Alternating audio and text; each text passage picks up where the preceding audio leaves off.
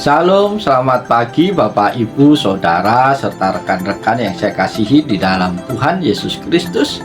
Dengan penuh sukacita kembali pagi hari ini kita boleh berjumpa kembali di dalam program Motivasi Pagi. Firman Tuhan pada pagi hari ini yang hendak kita baca, kita renungkan bersama, terambil di dalam Yesaya 40 ayat yang ke-29 yang berbunyi demikian. Dia memberi kekuatan kepada yang lelah dan menambah semangat kepada yang tiada berdaya. Amin.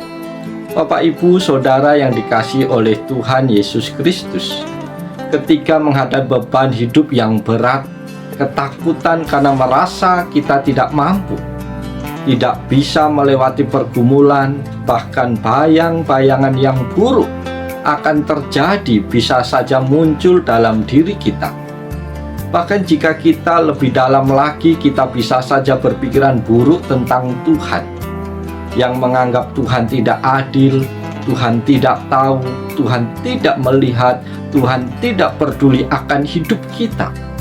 Firman Tuhan hendak menguatkan kita supaya kita jauh lebih mengenal Tuhan lebih baik lagi, sehingga ketika beban hidup terasa begitu berat, kita tahu untuk bersikap yang benar sebagai orang yang beriman kepada Tuhan.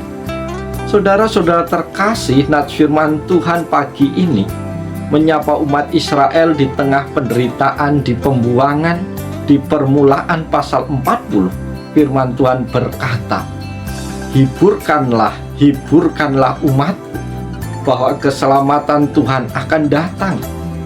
Walaupun mereka sangat menderita, mereka menangis di tepi sungai-sungai Babel. Mereka dipaksa bernyanyi, menyanyikan nyanyian sukacita di tengah penderitaan. Mazmur 137. Bukan artinya Tuhan tidak memperdulikan mereka. Bukan artinya Tuhan kalah atau tidak berdaya menyelamatkan mereka.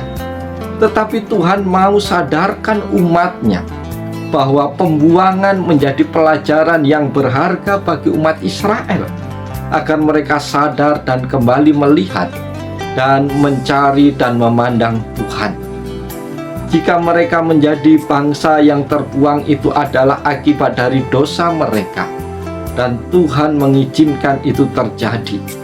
Sekarang Tuhan tidak lagi menyuarakan berita penghukuman, tetapi kabar baik, yaitu berita keselamatan yang akan Tuhan datangkan. Artinya semua bisa terjadi. Bahkan Tuhan dapat memakai bangsa yang tidak mengenal Tuhan menjalankan kehendak-Nya. Hidup mereka dan kehidupan dunia ini ada di bawah kendali Tuhan. Saudara-saudara terkasih, mari kita melihat perenungan apa yang hendak kita terima dari kebenaran firman Tuhan pagi hari ini. Yang pertama adalah jangan berpikiran buruk tentang Tuhan. Saudara-saudara terkasih, jangan kita mempersalahkan Tuhan atas segala sesuatu yang terjadi dalam hidup kita. Seperti keluhan umat Israel dalam penderitaannya berkata, hidupku tersembunyi dari Tuhan, dan hakku tidak diperhatikan Allahku. Apakah kita akan mengeluh bahwa penderitaan itu tidak layak untuk kita terima karena kita merasa benar di hadapan Tuhan? Apakah kita akan mengeluh menganggap bahwa Tuhan tidak tahu tentang apa yang sedang kita alami? Keterbatasan pikiran kita tidak akan dapat memahami jalan-jalan Tuhan. Sebab firman Tuhan berkata, rancanganku bukanlah rancangan, dan jalanmu bukanlah jalanku. Yesaya 55 ayat yang ke-8. Bapak, Ibu, Saudara yang terkasih, kesusahan bisa terjadi karena kecerobohan kita, karena hati kita yang keras menerima nasihat firman Tuhan. Namun Tuhan juga bisa mengizinkan pergumulan dan persoalan berat terjadi, sehingga kita dapat melihat dan merasakan kemuliaan Tuhan dalam hidup kita. Namun hal yang harus kita yakini bahwa Tuhan akan membuat segala sesuatunya indah pada waktunya. Pertolongan Tuhan tidak akan datang terlambat. Yang harus kita yakini bahwa Tuhan berdaulat dan berkuasa atas segala sesuatu, segala yang terjadi dalam hidup kita. Jika Tuhan mengizinkan pergumulan terjadi dalam hidup kita, berarti kita sedang diarahkan untuk semakin mengenal dan merasakan kemuliaan Tuhan dalam hidup kita. Perenungan yang kedua yang perlu kita perhatikan adalah suatu pergumulan tidak sebanding dengan banyaknya berkat yang telah Tuhan perbuat dalam hidup kita. Bapak Ibu Saudara terkasih, terkadang kita merasa pergumulan kita itu membuat kita terlalu fokus dengan apa yang sedang terjadi, sehingga kita melupakan apa yang sudah pernah terjadi, apa yang sudah pernah Tuhan perbuat, apa yang sudah Tuhan telah firmankan untuk menguatkan kita. Terkadang kekhawatiran dan ketakutan kita membuat kita semakin kerdil, dan masalah itu menjadi raksasa yang begitu besar, menakutkan, sampai-sampai kita melupakan Tuhan. Tuhan jauh lebih besar dari masalah yang sedang kita hadapi.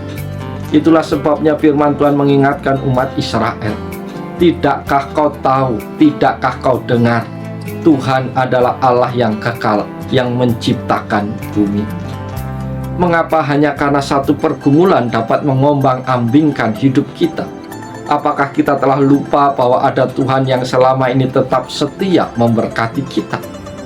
Kita harus percaya, jika selama ini Tuhan senantiasa memberkati kita, maka ketika pergumulan hidup terjadi, Tuhan pun akan tetap memberkati kita.